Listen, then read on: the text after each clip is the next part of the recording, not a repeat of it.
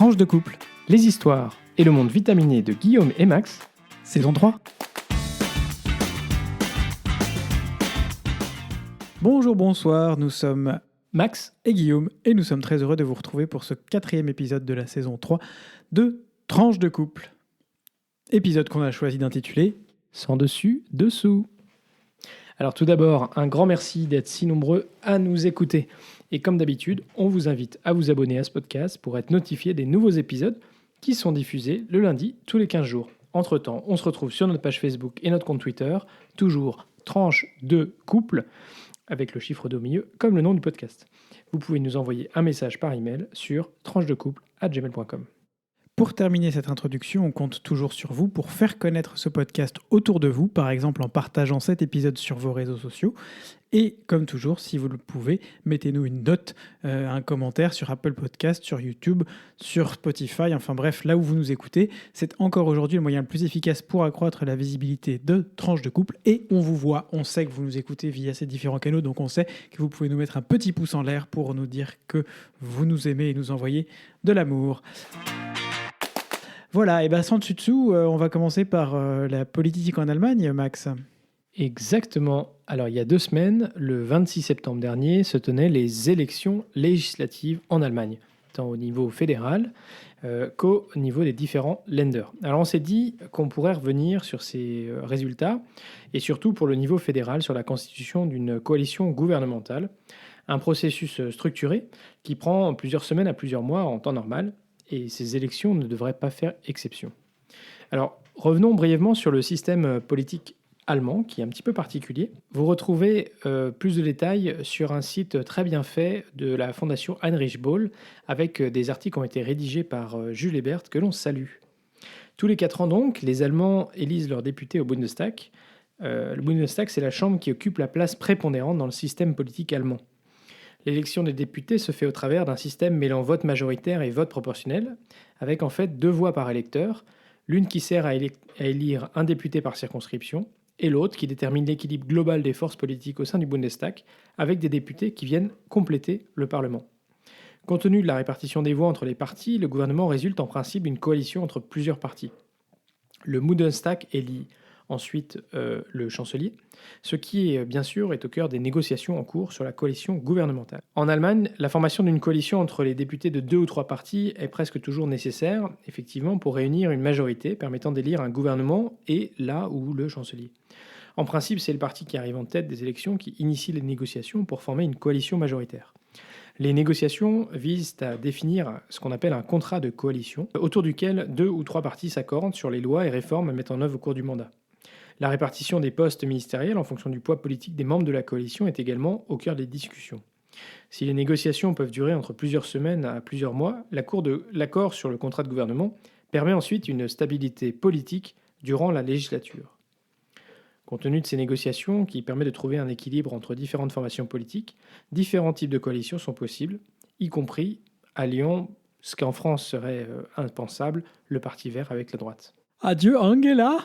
Et oui, parce que la spécificité des élections de 2021, c'est que c'était la fin du mandat d'Angela Merkel, qui était quand même chancelière pendant 16 ans. Oh, la vache, c'était encore au lycée, quoi. Donc, elle était chancelière sous différentes coalitions, d'ailleurs, et son parti, les chrétiens-démocrates de la CDU-CSU, mais aussi l'autre parti majoritaire, le parti social-démocrate du SPD, avait forgé de vifs espoirs d'être le parti majoritaire au soir des élections. Les résultats du 26 septembre donnent en réalité le SPD mené par Olaf Scholz en tête avec 25,7% des voix, tandis que la CDU-CSU connaît une véritable débâcle en arrivant en 2e position avec 24,1% des voix. Alors débâcle, bien sûr, parce que Merkel avait, au cours des 16 précédentes années, eu beaucoup de soutien, et à chaque fois la CDU-CSU s'en était très bien sorti. Alors en réalité, c'est le parti des Verts avec 14,8% des voix, mais aussi le parti libéral, FDP, avec 11,5% des voix, qui sont, au lendemain des élections, les 2 partis incontournables d'une future coalition. Ils sont en position de force pour déterminer dans un premier temps avec lequel des 2 grands partis ils veulent constituer une coalition gouvernementale, et ce, alors même que surprise, les candidats des deux partis se sont déclarés prêts à assumer la fonction de prochain chancelier, y compris donc le candidat de la CDU CSU, qui en réalité est arrivé en deuxième position. Wait. Les candidats des deux partis, tu parles de la CDU, CSU et du SPD. D'accord. Oui. Ok, non, c'était juste pour clarifier. Donc depuis le 26 septembre, et en réalité il y avait des discussions qui avaient commencé avant, les Verts et les libéraux sont en discussion pour trouver une approche commune afin de leur permettre de peser face au troisième parti qu'ils choisiront. Ils ont mené des discussions respectivement avec le SPD et la CDU-CSU dans l'objectif de déterminer avec qui ils souhaitent engager des négociations approfondies sur un contrat de gouvernement. Avant l'élection, le FDP avait déclaré avoir une préférence pour travailler avec la CDU-CSU, tandis que les Verts, eux, préféraient le SPD. Mais en définitive, ils ont en quelque sorte un destin commun et devront faire un choix d'ici à la fin de cette semaine, donc au moment où le podcast sera enregistré. Normalement, ils devraient en faire un choix. Alors, d'après ce que je viens de lire, ça pourrait être le SPD, avec lequel ils vont engager les discussions. Tout à fait, on le saura demain, jeudi, officiellement, si je ne fais pas d'erreur. Alors, il est certain qu'ils garderont l'option jusqu'au bout de changer de portage, parce que c'est comme ça qu'ils réussiront à mettre la pression sur le SPD, en fait, si c'est bien avec le SPD qui vont négocier. Il n'est pas exclu donc que des négociations parallèles se maintiennent, même après le choix de négociations privilégiées avec l'un des deux partis. Et puis au-delà de l'accord de gouvernement, il faudra voir aussi quels portefeuilles ministériels seront attribués à chacun des partis, et donc qu'est-ce que les Verts et le FDP arriveront à négocier. Et surtout la personnalité de chaque parti qui l'occupera. Par exemple, le nom du prochain ministre des Finances allemand sera déterminant au plan européen, s'agissant notamment de la redéfinition à venir des règles du pacte de stabilité, c'est-à-dire les règles du déficit, ou des besoins d'investissement du continent, c'est-à-dire le fait pour l'Europe de pouvoir s'endetter en propre pour investir dans l'avenir. Et là, le candidat supposé des Verts et le candidat supposé du Parti libéral divergent du tout au tout. Bref, affaire à suivre, mais on espère aujourd'hui vous avoir donné quelques clés de compréhension. Merci Max. C'est toi qui continue, Guillaume?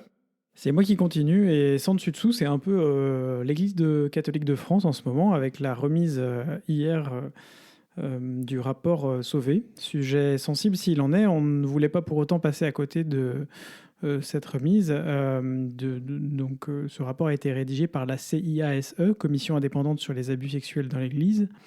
C'est une commission qui a été créée en 2019 afin de faire la lumière sur l'ampleur du phénomène, les raisons, les mécanismes qui pourraient le corriger et réparer ce qui peut encore l'être.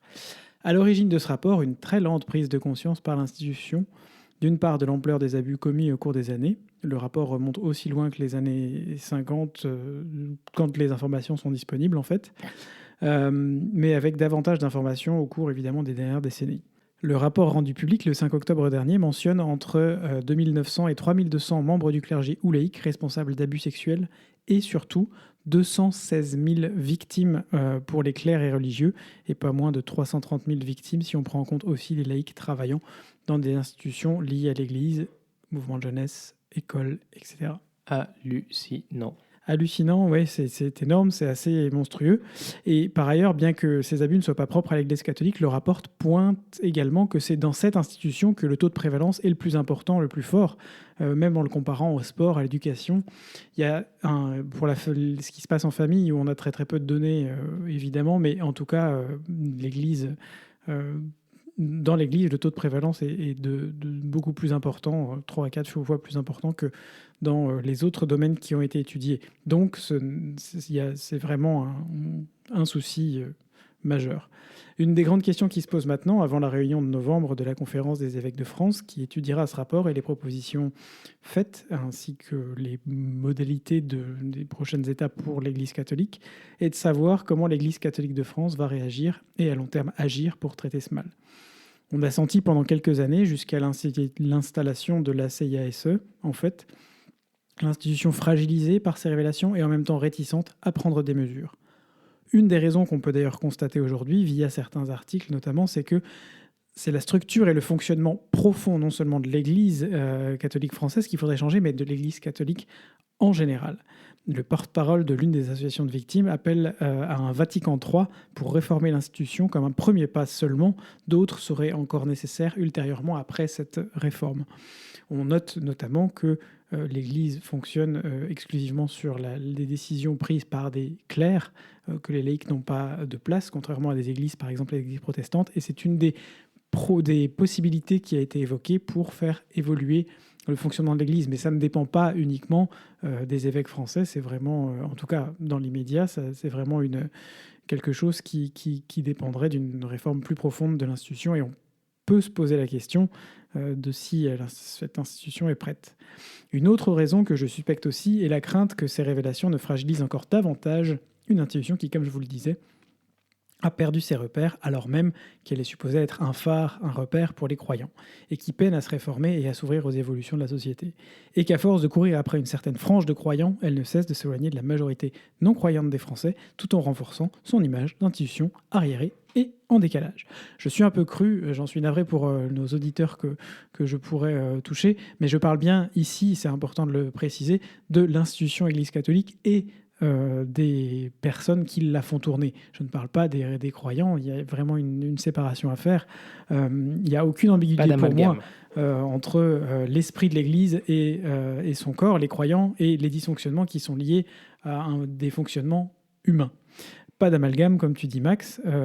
Il est hors de question, hors de propos, de rendre responsable l'ensemble des catholiques ou de dire que la Bible serait responsable.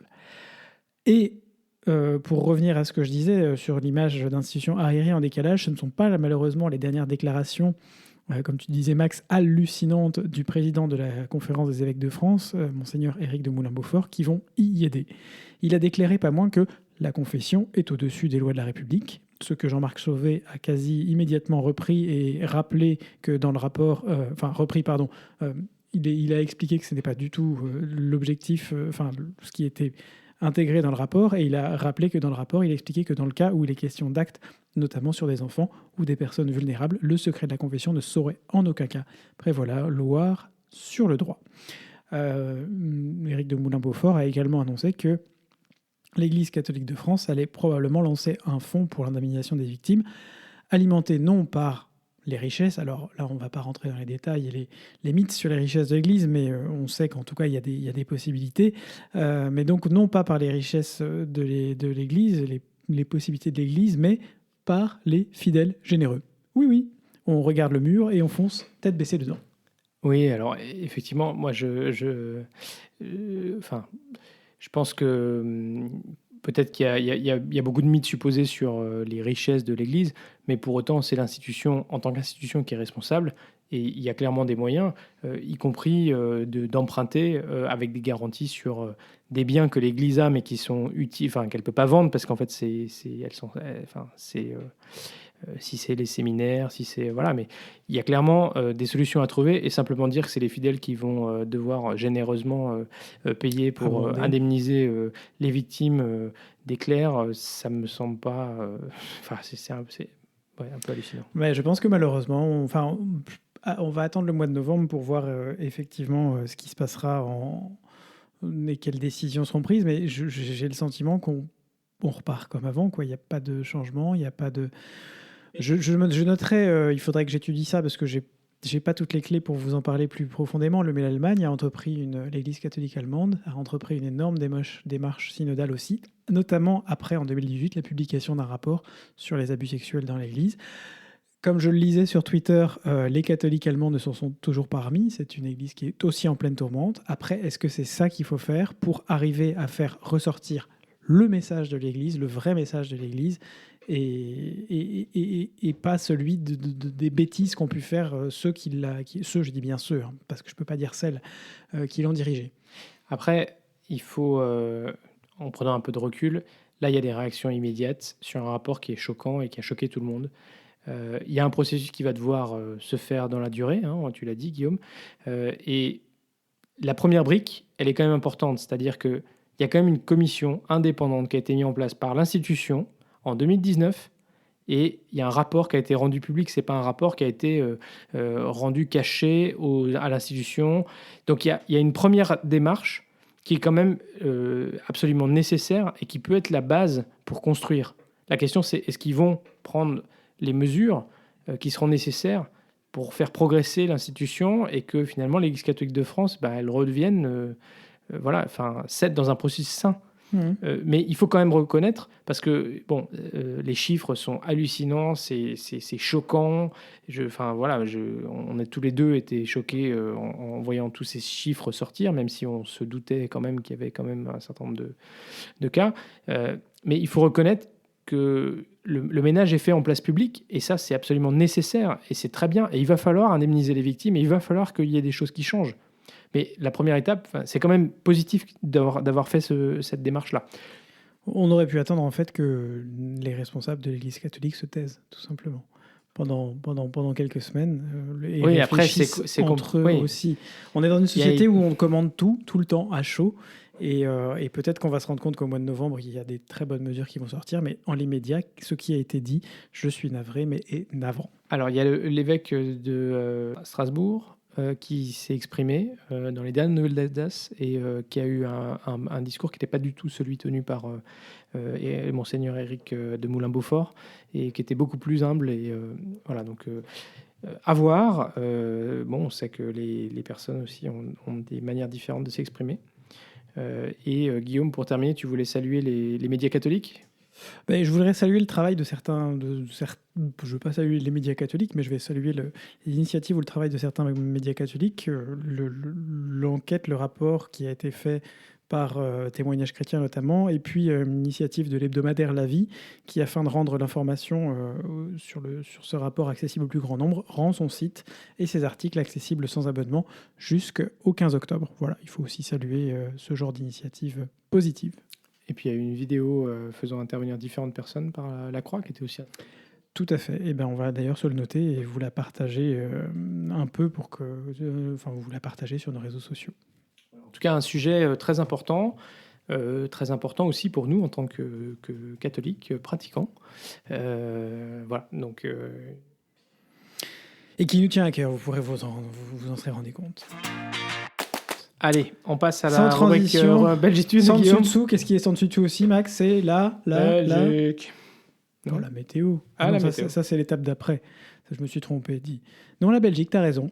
Et alors voilà, parce que cette saison doit être aussi placée sous le signe du changement, nous vous proposons à intervalles réguliers, ou très irréguliers d'ailleurs, on verra, un point Belgitude un peu différent qui nous emmènera hors de Bruxelles. Te marre pas. Ouais, non, mais en fait, c'est quand t'arrives pas à trouver un truc sur Bruxelles, en fait. Oh, mais vous avez vu comme il est l'autre. On va parler de Namur, on aura des choses à dire sur Namur aussi. Bref, on va aller à la rencontre d'une ville belge, en partant d'une anecdote, d'une idée, de quelque chose qui nous a fait rire, sourire ou pleurer. On vous parlera un peu de cette ville et on vous emmènera faire un peu de tourisme, tout en gardant évidemment en focus qu'on parle de notre point Belgitude. On commence cette semaine avec la ville de Mons, Bergen en néerlandais. Forte de sa grande place, sa collégiale, son beffroi typique, visible depuis l'autoroute qui relie Paris à Bruxelles et ses 100 000 habitants. La ville de Mons est dans l'actualité pour plusieurs raisons. La première, ce sont ses places de parking qui empêchent les riverains de sortir de chez eux dans certaines rues étroites et qui, donc, après avoir été tracées, ont été condamnées à coups de poteaux en métal plantés dans le sol pour empêcher le stationnement. Une solution à la belge, en somme. Ouais, c'est particulier quand même. Hein. N'est-ce pas ? Mais Mons, c'est aussi la ville d'Elio Di Rupo. Vous avez peut-être déjà entendu parler d'Elio Di Rupo pour plusieurs raisons. Ces nœuds papillons, d'abord, qui ont fait le tour de l'Europe. Le fait que ce soit probablement le premier Premier ministre ouvertement homo ever du monde, ou encore sa mainmise sur le PS wallon que les Belges qui nous écoutent comprendront. Dans la série des projets d'Elio, qui n'en manque pas, il y a donc le projet de la gare de Mons, une gare grande et moderne, digne de celle des Guillemins à Liège. Je ne sais pas si vous le connaissez, c'est l'architecte qui a fait notamment la nouvelle gare du World Trade Center aux États-Unis ou de l'aéroport Saint-Exupéry, qui a aussi fait celle des Guillemins et, oh, surprise, qui a été sélectionné pour faire, dans un concours tout à fait anonyme, la gare de Mons. C'est à ce jour, la gare de Mons, 8 ans de retard sur les travaux, un budget multiplié par 10 pour atteindre 330 millions d'euros. Oups, même pour le nouvel aéroport de Berlin ou la Philharmonie de Paris, on n'a pas fait mieux. Un bijou donc, on vous mettra quelques photos des travaux, c'est un peu tout ce qu'on peut vous montrer pour l'instant sur nos réseaux, mais un bel exemple aussi de tout ce qui peut mal se passer quand on engage des travaux colossaux et parfois des architectes un peu divas. Je crois qu'il pleut sur les quais de la gare de Mons. Il pleut toujours sur le génie de la place de la Bastille. Non, pardon, rien à voir. Il pleut sur les quais de la gare même de si les Mons. ont pas encore couverts, il y a quand même des trains qui circulent. Ah oui. Mais en même temps, en Belgique, il pleut partout, tout le temps. Il fait humide.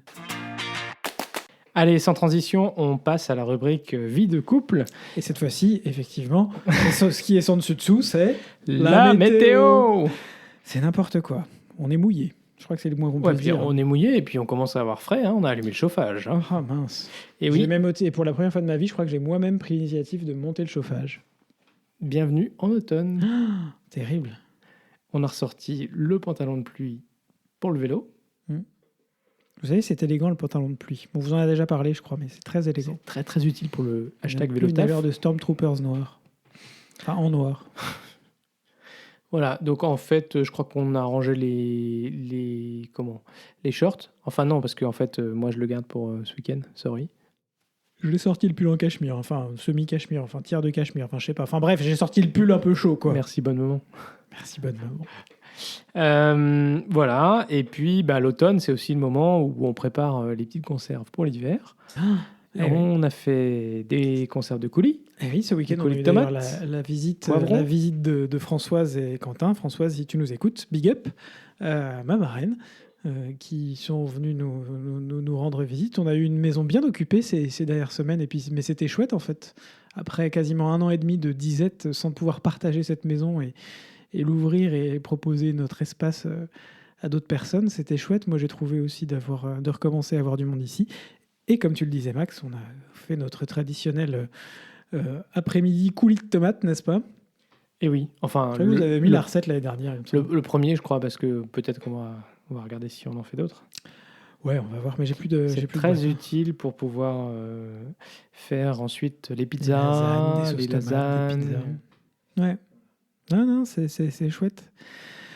Et bon, évidemment, c'est sous réserve qu'on a un peu de temps parce que nos emplois du temps sont aussi bien chargés pour ces semaines qui passaient et puis ces semaines qui viennent. Je crois qu'on s'est rendu compte que entre nos activités perso, le boulot, je crois qu'on n'a plus un seul week-end avant le mois de février. Non, alors du coup, pour vous dire, d'habitude on enregistre le week-end de la diffusion du podcast. Là, on avait quand même été rendu à enregistrer le podcast un mercredi soir à 21h30, quand je suis rentré à 21h. C'est vrai que ça nous est jamais arrivé de ne pas enregistrer le podcast le week-end. On l'a délocalisé, on a fait des enregistrements ailleurs, notamment à Lyon, mais ne pas l'enregistrer. Nope. Bon, et d'un point de vue culinaire, l'automne, c'est aussi le retour des soupes. Ouais, alors ça, c'est difficile de vous en parler tout de suite parce qu'en fait... on n'a pas recommencé encore. Hein? Ah ouais, on n'a pas On n'a pas recommencé effectivement les soupes. Là, c'était un peu tendu au niveau trouver du temps pour les faire. Mais promis, la semaine prochaine, je ferai des soupes. Je devrais avoir un peu de temps, peut-être. On verra. Et... Voilà, les vacances sont bien loin. Je croyais qu'on était bientôt en vacances. Je crois pas, non. Parce que en fait, le truc, c'est que... On vient tous les deux de bailler pour vous décrire l'état dans lequel on est. On vient tous les deux de bailler tour à tour. On a tellement de boulot qu'on a des jours de congé à poser et en fait, on n'arrive pas à trouver des jours qu'on peut poser ensemble. Voilà. Mais c'est ça aussi la vie de couple. Accommoder les calendriers professionnels des deux et on sait que ça, c'est un challenge. Ouais, on avait réussi à le faire pendant 1 an et demi, entre mars 2020 et juillet 2021. Finalement, on avait réussi à trouver une forme de fonctionnement où on s'accommodait assez bien. Ouais, c'est sûr. Les vacances, elles étaient passées à la maison. Du coup, on travaillait, en fait. Hashtag lol. Voilà. Bon, allez, parce que le temps tourne et que nos deux rubriques intro, notre rubrique intro était quand même un petit peu longue. On passe, Guillaume, à la rubrique découverte. Et on fait une petite rubrique découverte un petit peu différente aujourd'hui sur le thème de la diversité. Ah oui, sans dessus-dessous, c'est aussi les droits des pas mal de mouvements, de changements, 4 nouvelles récentes en tout cas, qui nous viennent de France et de Navarre et de chez nos voisins au sujet des droits des personnes LGBT. Max, est-ce que tu veux commencer avec une première nouvelle ? Eh oui, dans une résolution sur le droit des personnes LGBTIQ dans l'UE, adoptée par 387 voix pour, 161 contre et 123 abstentions, le Parlement européen souligne que ses citoyens devraient pouvoir exercer pleinement leurs droits, notamment la libre circulation, mais également les unions légales reconnues partout dans l'Union. Alors, si ce vote n'a rien de contraignant dans l'immédiat, il n'en met pas moins un peu plus la pression sur des pays, notamment à l'Est, où les droits des personnes LGBT sont mis à mal. Et c'est aussi un message adressé au Conseil, donc aux États, et à la Commission européenne. Tout à fait. Et ça nous amène à notre deuxième nouvelle, puisque 3 régions polonaises qui avaient instauré des zones LGBT free, précisément sans idéologie LGBT, donc 3 régions sur les 5 qui l'avaient fait, ont avancé timidement vers la fin de ces zones et de ces discriminations, notamment à cause de la pression financière que l'Union européenne a commencé à mettre sur ces régions, puisque la Commission a lancé en juillet une procédure d'infraction contre la Pologne pour non-respect des droits fondamentaux et gelé les aides régionales pour ces régions pour un total tout de même de 26 millions d'euros. Affaire à suivre. Eh oui, les fonds structurels, ça parle à tout le monde. Hein. Tout à fait. L'argent, de toute façon, en général, ça parle à tout le monde. Je crois que, voilà. Éric de Moulin-Beaufort, si tu nous écoutes. Bref. Troisième nouvelle, en Suisse, plus proche de nous, vous l'avez sans doute suivi, un référendum comme seuls nos amis et voisins helvètes en ont le secret, une votation, a ouvert la voie avec 64% de votes en faveur à une législation du mariage pour tous et toutes. Légalisation. Une légalisation, ouais. Vous voyez, il est tard. Donc, un pays de plus en Europe et un pas de plus vers plus de diversité et la reconnaissance des droits pour tout le monde. C'est ça. Et pour terminer, enfin, en France, vous vous souvenez qu'on vous avait parlé dans notre saison 2 des thérapies de conversion et de leur impact sur des jeunes, des populations en tout cas qui parfois étaient déjà à risque du fait de leur environnement, notamment familial, et du fait que malgré le travail notamment de 2 députés, Laurence Vansenbroek et Bastien Lachaud, aucune loi n'était finalement attendue avant la fin du quinquennat. Et ben paf, je mange mon chapeau, car j'avais annoncé mon scepticisme quant à son avenir et je dois reconnaître aujourd'hui que la loi a été remise à l'ordre du jour de l'Assemblée nationale. On nous avait dit que ça ne serait pas possible, qu'il n'y avait plus la place. Eh bien si, et hier en première lecture, donc hier le 5 octobre, a été voté ce projet de loi à l'unanimité, à noter, mine de rien en avance, y compris sur des choses qu'on n'attendait plus. Et oui, et donc c'est quand même 6h45 de débat, donc finalement ça a été relativement rapidement. Il y a un certain nombre d'amendements qui ont été examinés. L'objectif maintenant, c'est que la loi puisse être validée donc avec la navette parlementaire, donc d'abord le Sénat, et puis ensuite réconciliation si les textes sont différents, d'ici au mois de février, parce qu'ensuite c'est la fin de la période de la législature du fait des élections présidentielles. Donc ils ont mis cette loi en procédure accélérée, c'est-à-dire qu'il ne pourrait y avoir qu'une seule navette parlementaire. Donc le texte ne va pas faire plusieurs allers-retours entre le Sénat et l'Assemblée nationale, ce qui est une bonne nouvelle. Mais maintenant, il faut que le Sénat ne ralentisse pas l'examen de cette loi. Et on sait que le Sénat, parfois, c'est un peu Jurassic Park. Faut dire qu'il est contrôlé par une majorité qui n'a pas nécessairement l'interdiction des thérapies de conversion dans ses priorités. Et voilà, c'est déjà la fin de cet épisode. Si ce podcast vous plaît, comme d'habitude, faites-le découvrir autour de vous. N'hésitez pas à nous mettre une note sur Apple Podcast, un like sur YouTube. Un pouce sur Facebook. Et puis, vous pouvez aussi envoyer cet épisode à vos contacts par message, par SMS, par email. Par hibou, tout ce que vous voulez. Et ce podcast est donc diffusé tous les 15 jours, le lundi matin ou le dimanche soir pour ceux qui sont les plus attentifs. Alors portez-vous bien d'ici au prochain épisode. Gros bisous et à très vite pour de nouvelles tranches vitaminées.